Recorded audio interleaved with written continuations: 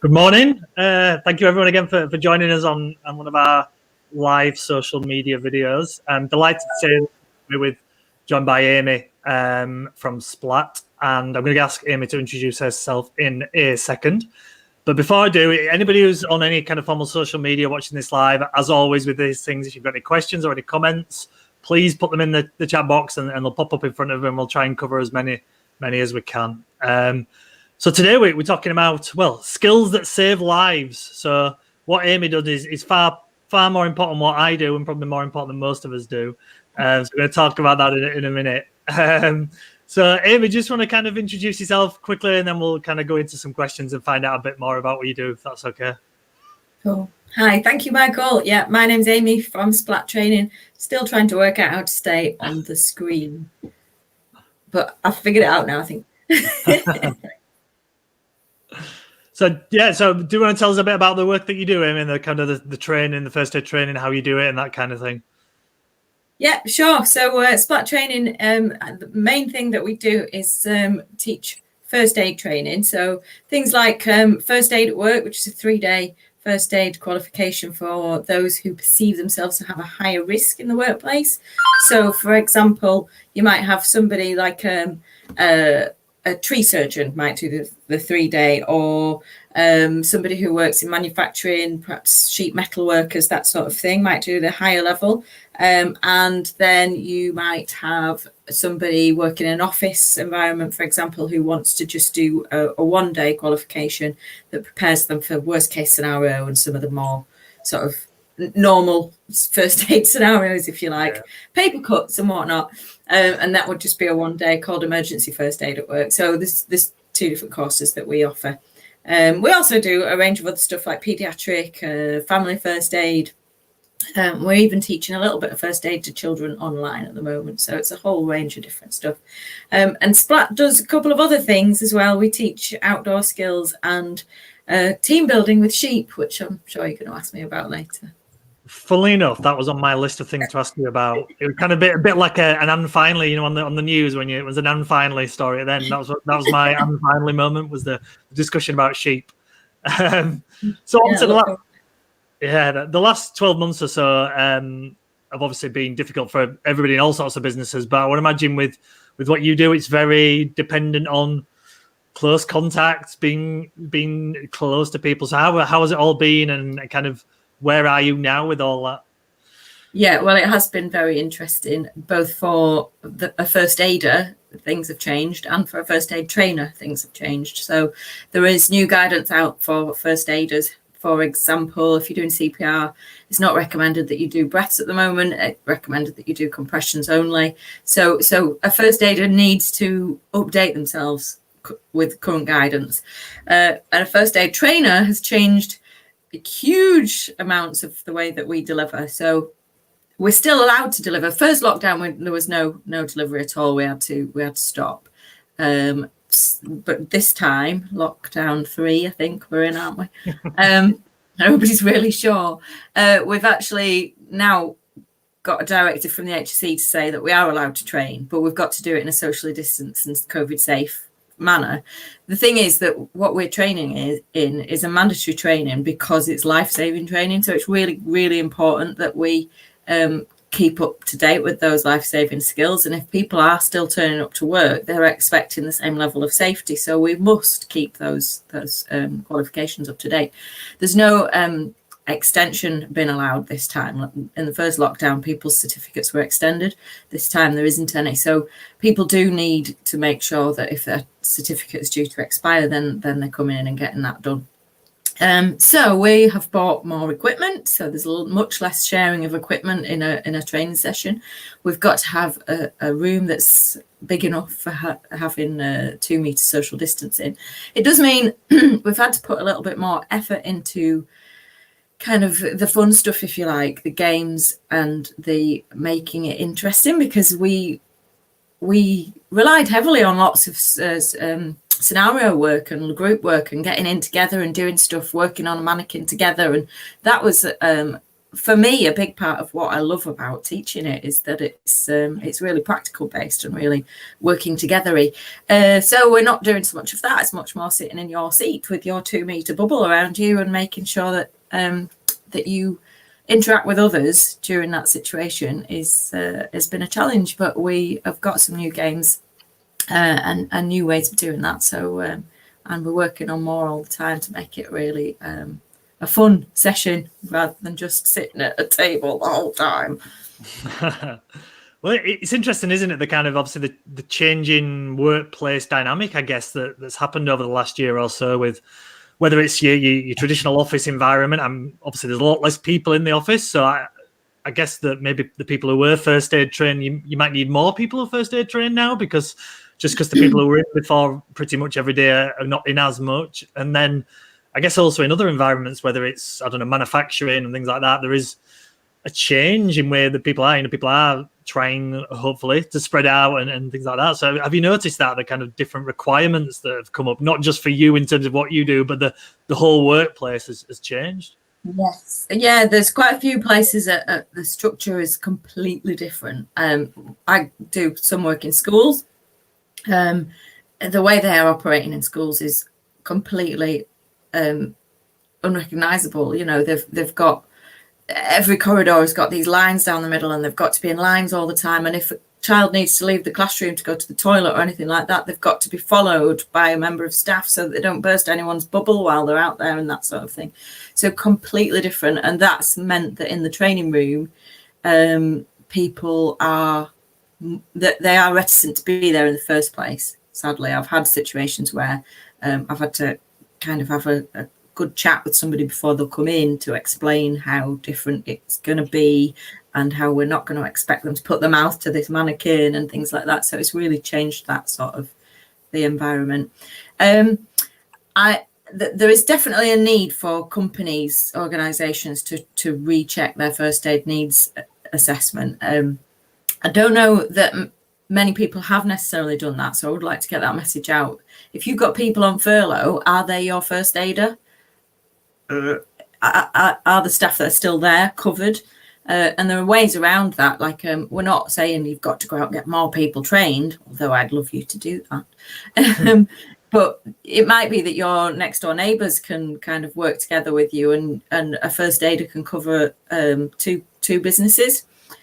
If that is the case, then that first aider needs to know the specific risks of both businesses as well. So it has to be a two-way conversation to make sure that people are happy to do that. The other thing to check is that if you have got a first aider in, are they still happy to be a first aider? First aid, by its very nature, it often involves close contact, and if you've got a first aider who happens to be vulnerable or shielding or any of those things, then we need a new first aider, don't we? We need somebody who's going to be safe to do it. And have they got the right equipment available? Have they got gloves? Have they got masks? Are they ready and prepared to do first aid from a distance if we can? It's a strong suggestion that we should, wherever possible, not approach and not share space with a person. So if you've got somebody who's bleeding, for example, can you direct them from a distance to apply pressure to the wound and do the first aid from a distance? And those are all things that we need to sort of talk through and be prepared to do now that we've got this new situation. Yeah, I mean, it's amazing, all the different things that you have to think about, that, like you said, whether your staff's on furlough or like I said, the first aid people might, I don't know, live at home with the elderly grandparents, so don't feel comfortable. So there's so many things to think about. Yeah, it's interesting. Yeah. So if I said to you, Amy, oh, there's no point me being first aid trained, probably not going to need it, what would your response be to that? And I think I can guess, but I'll let you say it anyway. Everybody should be first aid trained. Absolutely, everybody should be first aid trained, even if it's just a really short course, even if you just watch a video on how to do CPR. Excuse me. So many people get it wrong. So often what you pick up from the TV is just totally wrong. And so people make poor decisions when they're faced with the situation. So some of us go around oblivious to problems around us and never have to deal with any first aid. Others of us kind of constantly faced with it. I have a friend who's done CPR 4 times. She's not even trained, but she just has happened to have been there 4 times in her life. That could happen to any of us at any point. We could need to give CPR, for example. If you rely on what you've seen on telly, it's inevitably going to be 3 pumps on the chest, somewhere roughly on the chest, and then if they don't come back to life after 3 pumps, then give up and go home. That's not right. Please don't do it. So get proper training, even if it's just watching some decent quality training online. I guess that's the thing about these days and things like that. I'm assuming there's so much content out there. Anyway, I'm sure you could go on YouTube and find plenty of things and other places. So there's probably no excuse for any of us, is it? Like you said, to at least not have some basic skills in that. They're actually bringing it in at schools as well. So it's I think it's gone ahead. It was supposed to be 2019, the end of that. They started teaching it in schools. Obviously, things are a bit wonky at the moment, but teachers are having to become au fait with it so that they can then teach the children in schools just basic first aid skills that can save lives. So yeah, really important that everybody has a bit of basic knowledge. Absolutely. I kind of made a joke right at the start about how much it matters what you do, and more than most of us. But does it? I guess for you, doing what you do, knowing that I guess you could make a real difference. You hope. I guess always the hope is that people never have to use the skills. That'd be ideal. But by law of averages, some people will. So does that kind of make a difference? We all have those days where it's a bit harder to get up in the morning or to get yourself going. But knowing that what you do makes a difference, I'm assuming could really helps and drives you on. I totally love it. I mean, my standard line when my class finishes and everybody's leaving, saying goodbye, is and they're saying thanks for the course. I say, I hope you never have to use it. I hope it's been the biggest waste of time you've done this year, but it's never going to be a waste of time, because having that basic knowledge in the back of your mind is reassuring. So totally love it. And there are times when we're discussing stuff and we get into discussions of finer points of things where I get really into it, and you can get quite emotional actually at the prospect. I once had a course. I was teaching a course in a building. There was a long corridor with lots of rooms down it, and somebody was walking down the corridor, and as he walked past, he realized what we were doing, and he came in, totally hijacked my lesson to tell my class that he himself had CPR. He had his life saved so he just kind of walked in and took over, told everyone all about this wonderful experience he'd had. He'd ended up in hospital for 3 months. He'd had a cardiac arrest, but his life was changed, and now he's a bit of an evangelical sort of supporter of all things CPR and first aid. So, I mean, that was a brilliant experience for the people in the class on that day. Well, I'm about to say that kind of story is more powerful than probably anything you could say to them. That listen to that, and it makes it real, doesn't it? It's like anything else. It helps to have that kind of reality. And strangely enough, the next question I was going to ask you was about, I guess, examples of where that people have done something that's when either you've trained them or just generally people who've trained in first aid. It's made a difference. It saved lives, and obviously I know it does. But is there any examples that you can think of? Of? Well, the girl that I was talking to you about earlier, who's done CPR 4 times, as well as having done CPR 4 times, she was at the scene of a road traffic accident where a man ended up losing a leg. Wow. And during the accident, she had a 18-month-old child in her car, which was a couple of cars up behind where the accident had happened. So she was kind of trying to look after her child in the car at the same time as running down and trying to do the first aid. She had lots of willing volunteers, but none of them any experience. So she was kind of delegating what to do, helping the chap, covering up the injury, reassuring him that, it was all going to be all right, help is on the way and all of that sort of thing, running back to help her child, make sure that he was safe in the car, delegating. Ambulance came. And then some 6 months later, she meets him in a supermarket and he's lost a leg. And she thought he probably would have, but usually you don't get to see them again. And amazingly, human beings are incredibly resilient. And he, in his mind, had switched this experience into this is his words, the best thing that ever happened to me. Interesting. Because it had completely changed his life. I think something to do with the work he was doing and his life set up beforehand wasn't great, and this had shifted everything, and he was now looking at his life in a completely different way. So human beings are incredible, and while you could find yourself in a really horrible experience as a first aider looking after somebody in that scenario, it doesn't actually always end up being a bad outcome. No, absolutely. And I guess what's happened in the world in the last 12 months, well, there's one thing that will come out of this, won't it? That despite all the bad things and the negative things, there'll be good things and good things that have happened and good things and all that kind of. There always is. I guess that's the nature of us. Now, I was trolling through your website earlier, and I keep seeing the phrase "learning that sticks." Now, obviously, that's very relevant to your the company name. Do you want to kind of explain what you mean by that? And I think it's it's relatively self-explanatory, but I'd like to hear it from you. Yeah. So Splat was my nickname as a kid. It's an affectionate term for a small thing, I hope. My sister still calls me Splat. So Splat, learning that sticks, just kind of followed up with that, because I'm particularly keen on making sure that learning is relevant to people.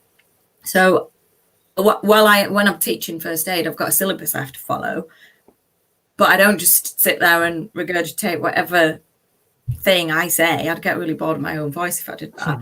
A lot of my teaching style is about making sure that I use the people that are in the room and their experiences and their particular questions, and answer their questions in scenarios that work for their workplaces. One of my favourite things to do, for example, I work with Eureka Children's Museum. We go there when the museum is shut, and we train. They have loads and loads of their staff trained, really go above and beyond what's required. But we'll go into the museum and we'll find a place, like, where's the worst place you could deal with an accident? What would the accident be? How would you deal with it? How would you respond to it? Who's available to you at this point? So we go there, we make it, we make it work specifically for them, and that makes it stick much more. I think that's a really crucial part of what I do, is to make sure learning sticks by making sure that we make it fit. Absolutely. We've had a few lovely comments on I think it's on the Twitter page, actually. Yeah, so how important it is to take some time and learn CPR, and it just save lives. Yeah, I think that's awesome. We even had this lovely comment. Pretty awesome, Amy. Thanks very much. This is always nice to hear. Yeah, I mean, one of the things I'm interested in, you kind of touched on it a little bit earlier about some of the stuff you do. I know you're doing on Zoom with kids as well at the moment, the Splat kids, and obviously a lot of them being homeschooled at the moment. Do you want to tell us about that? Because anything that can help parents, I can vouch for this, is welcome right now. Yeah. So Splat Kids is run by my niece Meg, who's the other part of Splat, fairly newly on board with Splat. She's got vast amounts of experience working with young people and children, background in pajama drama and all sorts of things that get kids involved and get kids active. And she's doing that via Zoom. She's absolutely amazing at it. All of her sessions are designed around building confidence, but also have a health and safety or first aid twist to them. So she's running one right now as we speak, which has involved getting some of the young people up to deliver 5-minute sections. I think they are today doing 5-minute sections on first aid experiences that they've had. So that's kind of an hour of really interactive stuff that Meg's delivering. Each one has sort of practical stuff, crafty stuff, exercise-based stuff, but each one has this sort of health and safety or first aid sort of twist to it, so that the children are learning every session. And they run at the moment twice a week, but we are hoping to build that up a little bit more and get some more kids involved. But it's been really successful so far. Oh, that's great to hear. I think, we kind of touched on earlier about everyone knowing CPR, I guess, first aid in general.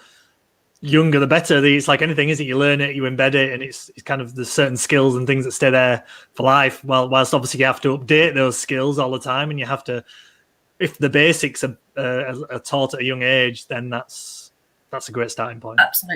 Absolutely. As far as I'm aware, the youngest person to seek help successfully was 2 years old. Mother had collapsed, pregnant mother had collapsed, and managed to call an ambulance and guide the ambulance to her house at 2 years old. So you're never too young. Tell your children what your address is. Tell them how to call 999. Especially now we're stuck in lockdown at home with them. They might be our only help. So get your kids involved, straight away. Mine knows how to get onto YouTube and things like that. Probably that's if 999 was available through YouTube, we'd be laughing. Yeah, exactly. So if they can do that, they can certainly ring 999 and get somebody. And if they know your address, then get somebody to you if you need it. Thank you. That's great. Right, sheep. Tell us about sheep, Amy. Okay, sheep. So my background, as well as in first aid, I've been in the great outdoors for 20 some years now, delivering climbing, canoeing, mountain leadership stuff, worked with the Duke of Edinburgh and whatnot. And within doing that, there's been a lot of team building stuff, corporate team building and team building with young people. So it's a passion of mine and an interest. I run a lot of the first aid courses from our family farm. We have a classroom on the family farm. We do school visits and things like that. One day I was watching the farm lads, trying to get the sheep into this paddock temporarily while the guy comes to scan them and make sure that they're all healthy and whatnot. And they were hilarious. They're all shouting, swearing, manhandling the sheep, all of that. And I'm thinking, that is, lads, come on, get together, make a plan, work out where everybody needs to be. There are ways to do this that could be much more efficient. So I had an idea, and this would have been about 6 years ago. And 2 years after that, I decided that Splat was in a position where I could probably start doing something a bit silly now instead of just the sensible stuff. And so started to trial it with a gang of friends, which was interesting. We trialed it with 20 people from all ages, from sort of 20-ish to my dad, who at the time was 67, I think. And the young people are like, yeah, brilliant. That's going to be a great activity for workplace people to do. And my dad was like, it was terrible. It was a mess. It was a shambles. It's like, yeah, but that's kind of the point, to watch the team be a shambles and to come back together and talk about how the team interacted and is there anything we could do to improve. And actually, my dad's experience of it was perfect, in that we were able to kind of talk about what you would do differently to make it better. And that's exactly what it's all about, really. It's not about a business learning how to herd sheep, because that's irrelevant. It's about a business having an opportunity to look at themselves and see how they behave as a team. And as well as going out into the fields and chasing some sheep around, we give you a hearty meal. So it'll be either a pie and peas or a Yorkshire burrito, which is do you know what? Have you had a Yorkshire burrito? Yeah. Yorkshire pudding wrapped round beef, and delicious. And then in the afternoon, you can do, we can develop the team building around the sheep, or you can have an opportunity to have a go at dry stone walling. We've got a training wall, which is a lovely sort of mindful session where you can kind of relax in the beautiful Yorkshire countryside and have a go at it's a bit like a big jigsaw, which also has loads and loads of metaphors that you can bring across, like getting good strong foundations in place, and each layer supports the one above it, and that sort of thing. And then to finish off, if you choose, we can do a tutored beer tasting. So we get you to sample some of our lovely Yorkshire, locally brewed Yorkshire ales. But that's only if you come in a minibus. If you drive in, maybe we'll let you smell it. But that's a great day out. No, it sounds great. And obviously I know that it can't really be going on at the moment, but I'm sure it will hopefully this summer. Yeah, it can be done socially distanced. We have run one last summer for a local college, and we did it entirely socially distanced. So it's potentially can be done. Obviously, it makes it a bit more difficult with the catering and things like that. We wouldn't be able to do that, but it, as a sort of taster session, it can be done. And we certainly think that as lockdown lifts and teams need to get back together, teams have been working remote for a long time. They need to see each other. hopefully it's going to be quite successful over this summer. Well, it's outside as well, isn't it? Which, as we know, is a lower risk thing. So as far as activities go, it's, again, exactly, absolutely, sounds great. So last question from me, and if people want to find out about you, about Splat, and about sheep, where's the best places to find you? All over the place. Splat training website. The sheep bit is Yorkshire Teambuilding, so that's on yorkshire-teambuilding.co.uk. All over the social media platforms. I'm avoiding TikTok. I don't want to go there. Can't do it. But yes, we are based in Hebden Bridge, so we're run training from here, and LinkedIn, Twitter, you name it, we're on there. Perfect. Thank you. I mean, like, if anyone for whatever reason can't find Amy, do please contact me or Northern Affinity, and we can point you in the right direction. So that's no problem. So just want to say thank you. I think what you do, Amy, is fantastic, and it's obviously so important. The first aid's important as well. But everything you do now is fantastic. So thank you, and thank you very much for your time today. It's been really appreciated. Well, hopefully I'll see you up at the farm one day. The whole of Northern Affinity could come up. That'd be great fun. It is already in my mind that I would quite like to do that, and especially when you're throwing in about the food there, that definitely attracts me. Food and beer and gin as well, if people prefer gin, because there are Yorkshire gins. Well, yeah, it could be a weekend, never mind a day. Brilliant. Let's do it. Thank you so much, Amy. It's been brilliant to speak to you. You too. Cheers.